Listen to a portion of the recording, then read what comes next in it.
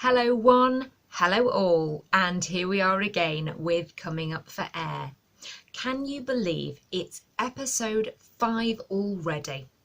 We hope that we continue to cook up for you the best in local information, the most important current issues, and an excellent selection of entertainment. So on the menu today, we are proud to serve up Keith Venables will then offer up his informative video on the NHS Motorcade.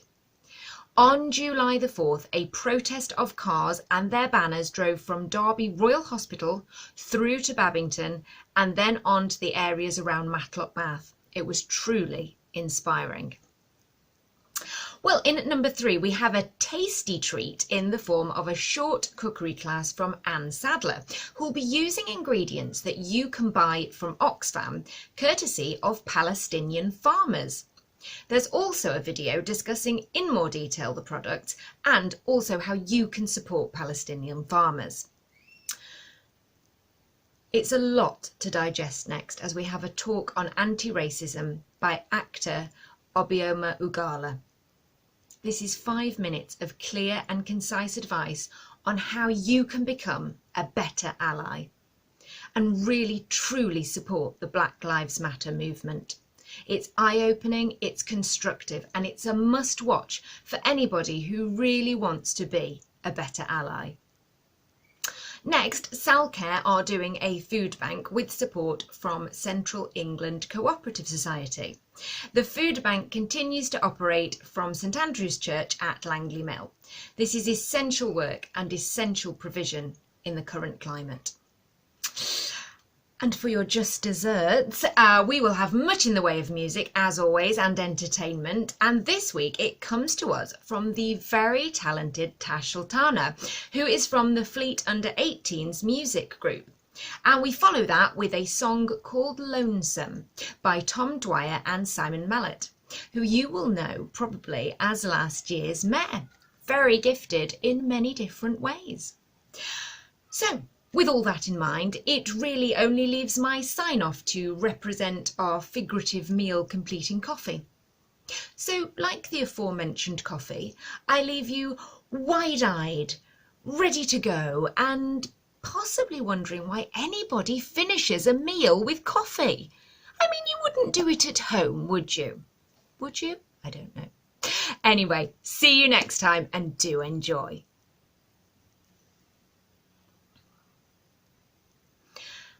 As a response to the pandemic, Alfreton Town Councillor Hannah Jowett Frost created the Facebook group Alfreton Support Network COVID-19.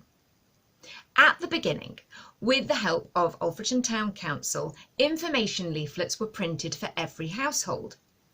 These detailed a volunteer name, a telephone number, and how they could help, for example, shopping, fetching prescriptions, chatting, and much, much more. The volunteers then decided which streets they could deliver to, and every single street in Alfreton was covered. Lots of people posted on Facebook if they needed anything, or indeed if they had anything that they could offer or an excess of a particular item. It all worked very, very well. From here, Hannah went on to set up a food bank with lots of donations of both food and money. This is still in use and lots of people are using it who sadly fell through the gaps with other food banks. Hannah and her friends delivered the food themselves. And Hannah did all of this whilst her business had been closed and she was working temporarily on nights at Tesco. An excellent initiative, an example of true community spirit in the very hardest of times. Really, really well done to everyone involved. Should you wish to, you can contact Hannah through Alfreton Town Council. The last 10 years have been disastrous for our NHS. Government underfunding, fragmentation and privatisation made this country unready for the coronavirus. We have one of the highest proportional death rates in the world. But our NHS staff have done an amazing job, themselves in danger, getting personal protective equipment much too late, because of incompetent privatised supply chains. That's why the Derbyshire NHS Motorcade started at Royal Derby Hospital to thank the staff. We then moved on to Babington Hospital in Belper, a much-loved local resource that has been secretly closed down during the coronavirus pandemic. Important nurse beds are getting removed, but we will continue to fight for full nurse provision in Belper, Ilkeston and across the county. As the motorcade drove through Duffield, Milford and especially Matlock Bath, people on the streets applauded our motorcade, both because it's the 72nd anniversary of our NHS, but also because our banners demand proper staff funding, proper service, funded and looked after.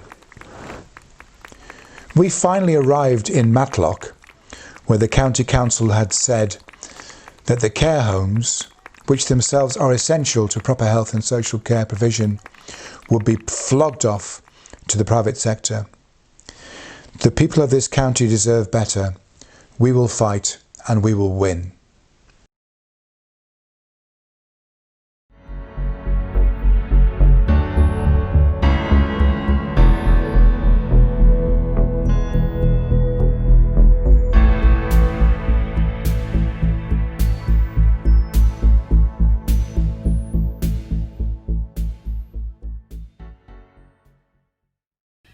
Hello, my name's Sadler and I'm a member of the Amber Valley branch of Unite the Community. Our branch of Unite is supporting Derbyshire Friends of Hebron, an organisation committed to advancing access to education for children and young people in Hebron and Hebron Valley in Palestine. One thing you can do to support them is to buy the lovely Zaytoon brand of delicious Palestinian food on sale in our local Oxfam shop in Belper. All of the products are sourced from Palestinian farmers. I've been trying some of them out.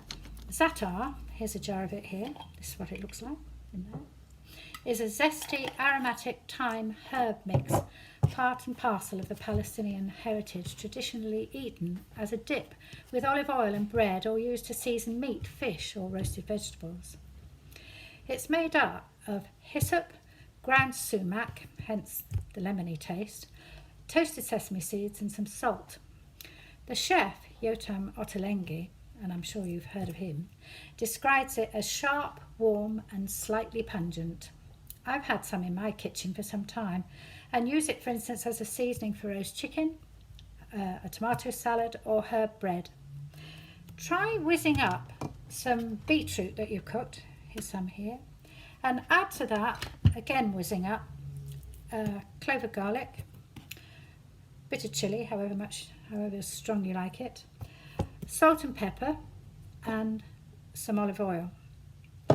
When you've whizzed that up, add to it some Greek yogurt, and that's delicious with some crusty bread. Maftoul, M-A-F-T-O-U-L, is a nutty Palestinian whole grain made from bulgur and whole wheat flour, and it's a useful alternative to couscous and rice. Simmer some in water, or better still, simmer it in stock. You get a lot more flavour like that, for 20 minutes, and then use it as a base for salads or an accompaniment for stews. Freekeh is a green wind. I've got some in this jar, I've nearly used all mine, with a hint of smokiness, which you can add to soup or stews, or cook like rice or bulgur wheat. I like to use freekeh to make tabbouleh as part of a salad. So cook your freekeh in boiling salted water for 20 minutes and allow it to go cold. Here's mine gone cold here, so it's quite a chunky grain. It's very nutty, interesting, different from bulgur wheat. And then add to that some green herbs. Have enough herbs to equal the amount of freekeh that you've got. So I've got some here. So there's parsley there, chives, thyme, mint and a bit of marjoram. Chop those all up and add them to your freekeh, and then chop up some tomatoes, red onion and add black pepper and salt to that, and lastly the juice of half a lemon, and I think you'll find that just lovely. Well, those are the ingredients for freekeh, but the products that you can buy at Belper Oxfam from Palestine are za'atar, maftool, freekeh, madul dates, raw almonds and organic olive oil. Have a good time trying them out. Bye. So, you don't like racism, but you live in the UK and feel powerless to do anything. My name is Obioma Ugoaba. I'm an actor and a writer. Over the past few weeks, I've had several conversations with friends of mine horrified at the events unfolding in the United States and unsure how to show their solidarity. This is a brief video offering a few suggestions. Firstly, let's acknowledge that global anti-blackness is a real thing. It manifests differently in different countries, but it has been an economic driving force for centuries. This is a fact, not an attack. Secondly, the UK has a history of atrocious crimes, from near or actual genocide to the pillaging of nations' natural resources. We can only move past this fact if we address it. We haven't, don't, and must. The question then is why? To Kill a Mockingbird and Roll of Thunder, Hear My Cry are wonderful books for children and young adults. However, that they are the few books used to discuss racism in a UK classroom begins the lifelong myth that racism is a US problem. You can study history from the age of 7 to 21 in the UK classroom and never have to go into any depth about the UK's role in colonising and depriving nations of their freedoms, rights and resources. It is a glaring hole not only in our children's education, but by proxy, ours. As an adult, how can we begin to plug these gaps in our collective educational knowledge? The following book suggestions may offer a starting point, honestly telling Britain's past, present, and where we might go from here. First up is the Sunday Times bestseller, British, on Race, Identity and Belonging by Afua Hirsch. Next is the award-winning Why I'm No Longer Talking to White People About Race by Reni Eddo-Lodge. Following that is hip-hop artist and writer Akala's Natives, Race and Class in the Ruins of Empire. And finally is science writer and broadcaster Dr. Adam Rutherford's How to Argue with a Racist. And now for some frequently asked questions. Is Black Lives Matter only about the police? No, unfortunately not. So, whilst taser usage on black Londoners is 4 times that of their white counterparts, it extends further than just the justice system. Black Caribbean children, for instance, are 3.5 times more likely to be excluded at primary, secondary and special schools than all other peoples. Whilst Premier League football players are to this day still suffering racist monkey chants that many had thought left back in the 1980s. Does this apply to me? I'm not racist. I don't see colour, I just see the person. We need you to see colour. If you can't or won't, how can you be an effective ally? How can you hear if somebody is making racist comments or see if your colleague is giving your black co-worker a hard time? In the words of Angela Davis, it is not enough to be non-racist. We must be anti-racist. And so, for anybody who wants to be an ally to the cause, I would offer these 4 suggestions. Firstly, educate yourself and others. That could be a book, a film, or a podcast. It could be your friend, lover, colleague, or children. Secondly, listen to, commission and pay your black artists, writers, and speakers. Statements like, you will be paid in exposure, will no longer wash and are not true allyship. Thirdly, speak up. Be that using your platform on social media, calling out your colleagues' missteps, or writing to your MP when you witness an injustice. You have more power than you know. It is very easy for brands, newspapers, and TV companies to tweet a hashtag, but your money speaks, so demand more. And lastly, accept that you will get it wrong sometimes. None of us are born knowing all of the answers. The writer Obioma Ugoaba says the beauty of anti-racism is that you don't have to pretend to be free from racism to be anti-racist. Anti-racism is the commitment to fight racism wherever you find it, even if that's in yourself. So, I would offer, be brave in your humility. As the saying goes, this is not a moment, it's a movement. And the struggle continues tomorrow.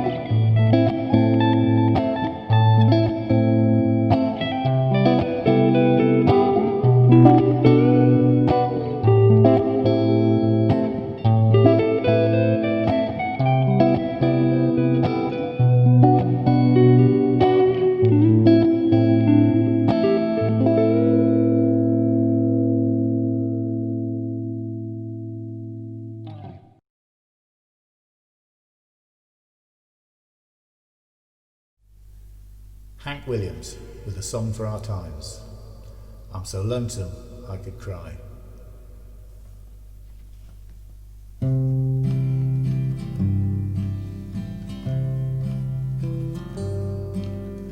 Hear that lonesome whippoorwill, he sounds too blue to fly. The midnight train is winding low, I'm so lonesome I could cry. I've never seen a night so long when time goes crawling by. The moon just went behind a cloud to hide its face and cry. Did you ever see a robin weep when leaves begin to die? That means he's lost his will to live.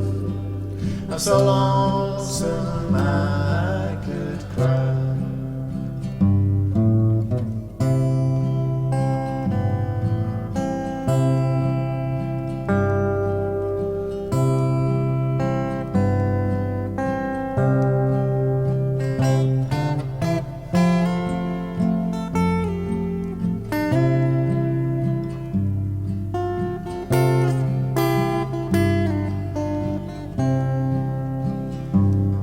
The silence of a falling star lights up a purple sky.